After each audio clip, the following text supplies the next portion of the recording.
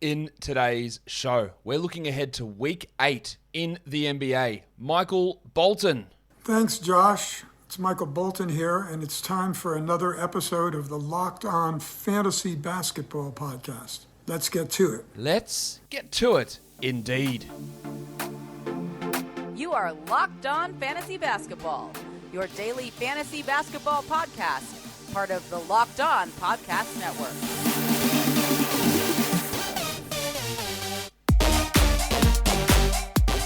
Hello and welcome to the Locked On Fantasy Basketball Podcast brought to you by Basketball Monster. My name is Josh Lloyd and I am the lead fantasy analyst at basketballmonster.com and at Yahoo Sports Australia. And you can find me on Twitter as always at redrock_Beeble and on Instagram at Locked On Fantasy Basketball. Today's episode is brought to you by PrizePicks.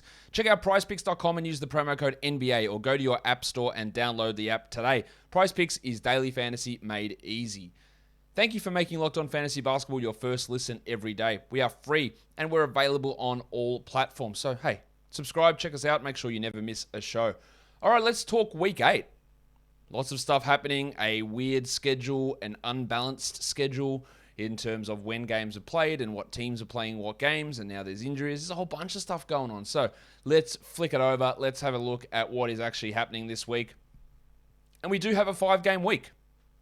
So, the San Antonio Spurs. They are the team with the most games this week. 5 of them they play. That's really, really interesting. They start the week with a back-to-back. They end the week with a back-to-back. They don't really have too many injury concerns outside of Devin Vassell at the moment. So we don't know if he's going to be playing, but we'll talk about him a little bit later on in the show. But they have the 5 games. So if you're looking at someone who I've said, is maybe not a must-roster player like a Keldon Johnson in a category league because of his inefficiencies in every category outside of points, it's a great week to have him. Obviously, you're making sure you start your Derek Whites, and DeJounte Murray's going to have a big week, and Jakob Poeltl's going to be pretty good. But then you can even look to some other flyer-type guys. Maybe it is Doug McDermott. Maybe Thad Young, who's taken over the backup center role from Drew Eubanks. Maybe he's worth a look this week. But the 5 games is really interesting. 13 teams play 4 games, and 13 teams play 3 games. The Lakers, Nets, Thunder, Grizzlies, Mavericks, Nuggets, Bucks, Knicks, Pistons, Sixers, Cavs, Wolves, and Magic all play 4 games this week. Interestingly enough, the Nets, the Nuggets, and the Magic, all 4 of their games are on the road. For the teams that play 3 games, you've got the Warriors, the Clippers, the Kings, the Heat, the Pelicans, the Rockets, the Celtics, the Hornets, the Pacers, the Wizards, the Bulls, the Jazz, and the Trailblazers. The Celtics are on the road for all the 3 of those games. The Jazz are on the road for all 3 of their games, while the Heat have a 3-game homestand, as do the Hornets, who have been struck down by COVID protocols, and the Indiana Pacers, if you aren't aware, Mason Plumlee, Terry Rozier, and LaMelo Ball, as well as Jalen McDaniels, have entered the health and safety protocols. So a bunch of their starters and rotation players will be out, you would think for this week. So, it's not going to be great for the Hornets this week. 3 teams play 2 games as well, making those teams that play 4 and the Spurs more important. The Raptors, the Suns, and the Hawks play 2 games this week. But it is also a little bit interesting for those guys on those teams because we have a stretch where there's 16 teams that play either 3 or 2 games, that some of the 2-game players, the real high-end guys, so you're talking Chris Paul, Trae Young perhaps, maybe you can actually get some use out of those guys in weekly leagues, which we'll talk about later on. But that is how the week plays out. But what it means is if you are, streaming in a Cam Johnson because Devin Booker's out, the value is not really there. You might be streaming in Kevin Huerter. I still maintain holding Huerter is probably a good idea, but Danilo Gallinari, 2 games this week, it's not really worth it. Delon Wright, Lou Williams, it's not really worth it with the 2 games only that they play for this week. The schedule, how it looks. Last week we had a week where we could stream every day, not so much this week. 10 games on a Monday, that makes it hard to stream. 3 on Tuesday is really low volume. Then we go to a massive 13-game Wednesday. NBA, if you're listening, which you're not, please get rid of the 13-game days. They're ridiculous. There's no need for them. 3 games on a Thursday, 9 on a Friday, 7 on a Saturday, and 6 on a Sunday. So once we hit past that 13-game Wednesday, we can stream the remaining 4 days of the week, the Thursday, Friday, Saturday, Sunday. We can also do that on the Tuesday.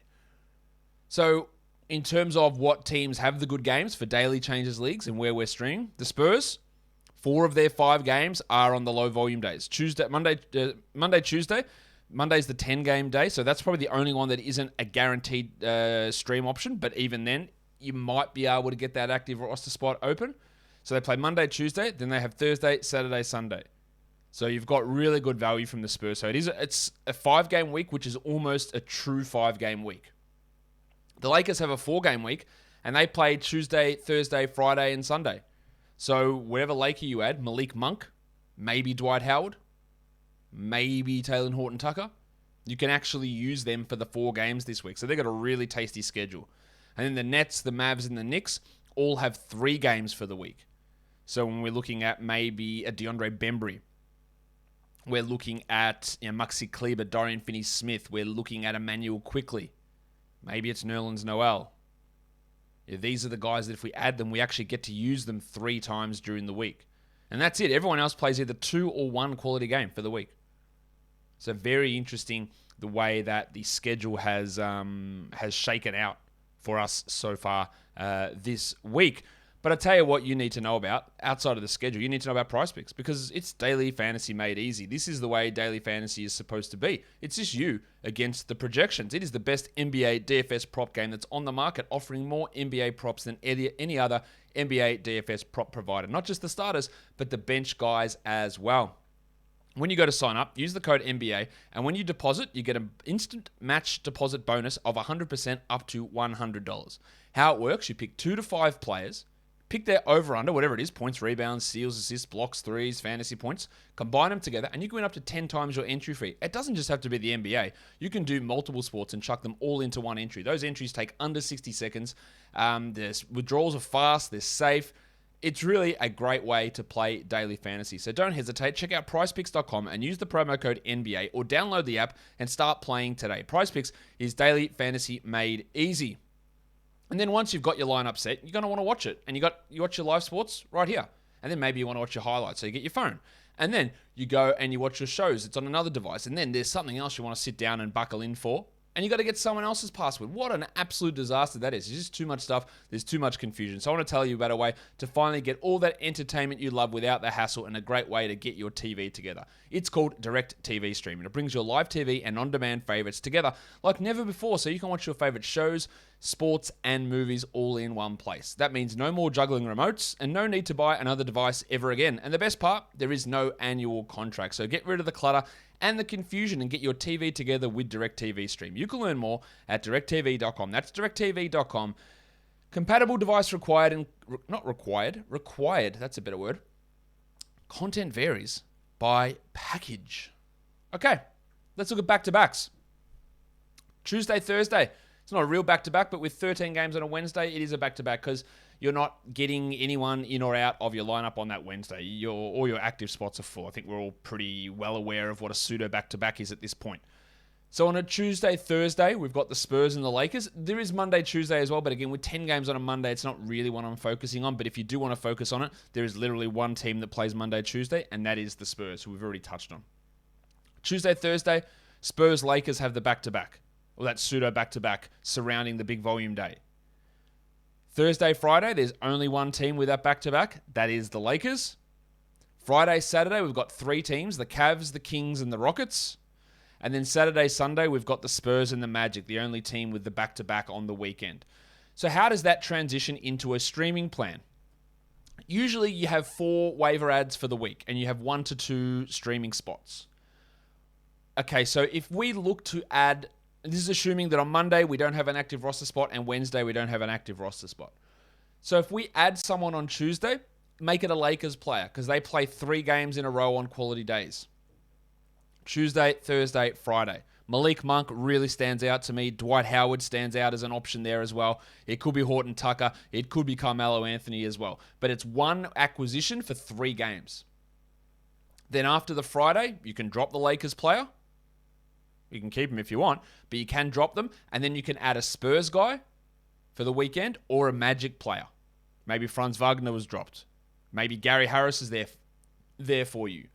Maybe you're looking at Terrence Ross or those Spurs guys like Devin Vassell or Doug McDermott or Thad Young. But that gives you you got 5 games for 2 acquisitions. That leaves you 2 more acquisitions. So what can you do there? Well, you could use it twice. Like you could add 2 Lakers guys, and then you could add 2 players on the Saturday, Sunday. That's how you maximize games. Right? That is the most games that you can get from 4 waiver acquisitions and 2 streaming spots for the week. You can get those. That's 5 games for 2 ads. You can get 10 games for extra for 4 ads, which is pretty good value. Now, you could do it and use the Spurs and pick up a Spurs guy Tuesday, Thursday, and then hold them for Saturday, Sunday, and that's 4 games from that 1 ad for sure. That's another way that you can do it. And then you've got your other, but that does hold that roster spot all week, so it does give you that. But then you've got your 3 other waiver moves. So how can you make 6 more games out of those 3 other waiver moves? You possibly can. You can stream someone in on Tuesday.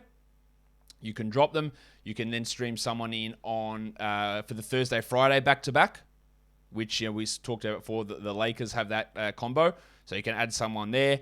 And then for the last move, you got the other Saturday, Sunday. But that's still not going to give you 6 games from 3 ads. It's just very, very hard to get to that number of adding 10 games through 4 acquisitions, as I said earlier, by just doing 2 on the Tuesday of the Lakers and then 2 of the Spurs Magic guys on the weekend. That's the best way to, if you just want to maximize games. There are other ways to adjust who you're adding and when you're adding them, but to get the most games, this is the best way to do it. In terms of the front and back loading for the week, the Celtics, the Hornets, the Pacers, the Raptors, the Suns, and the Hawks do not play on the weekend. So no games on Saturday or Sunday for those teams, whereas to begin the week, these guys don't play until Wednesday. The Kings, the Pelicans, the Rockets, the Jazz, and the Raptors.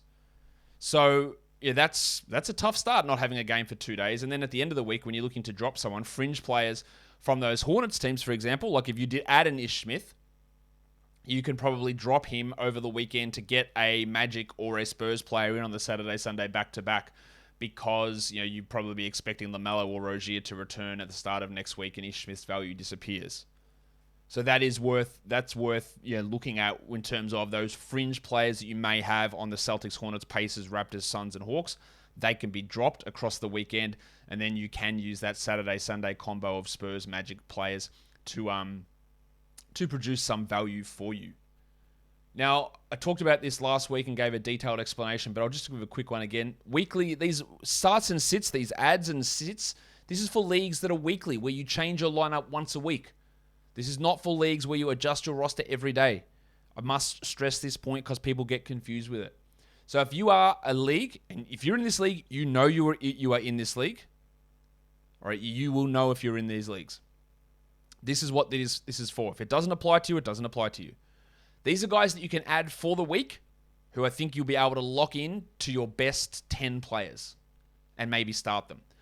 Facu Campazzo, the injuries in Denver, the games they play are good, he can be added. Dwight Howard, starting center, maybe he gets 20 minutes a night for 4 games.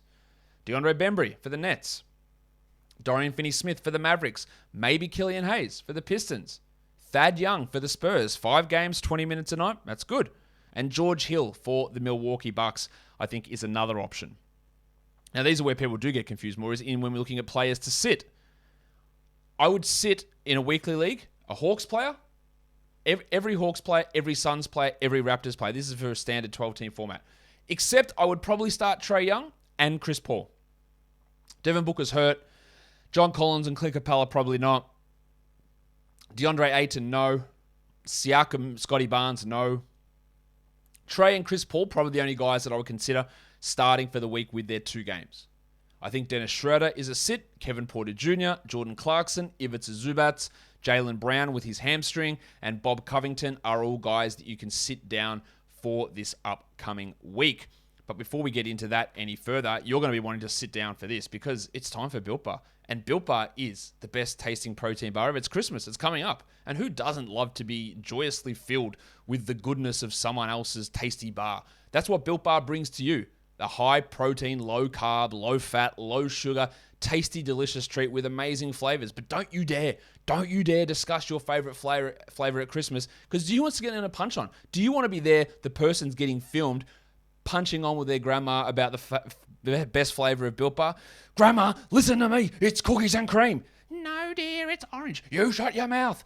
Now, that's a situation that's never going to happen. But with Built Bar, the animation, the passion that people have for this is just off the charts. So, keep it down, keep it civil, keep it calm, and stuff your gob. Built Bar, it is the best tasting protein bar ever. Santa, he loves stuffing your stockings, and he's going to stuff it right with the Built Bars. Crack open a box, give it to your friends. Built Bar is the best tasting protein bar ever. It's also the best ad read that I do, and I love it. Guys, football season, we're getting real close to the end. It is college football championship game day today when I'm doing this.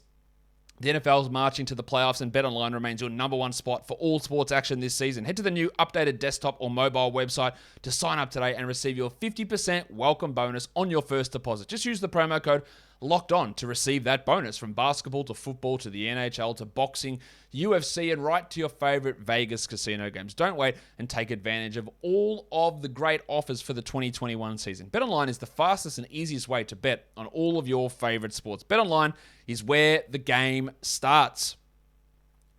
Let's look at some points leagues ads for a weekly format and guys that we can add. And these are all guys who are rostered in under 50% of leagues.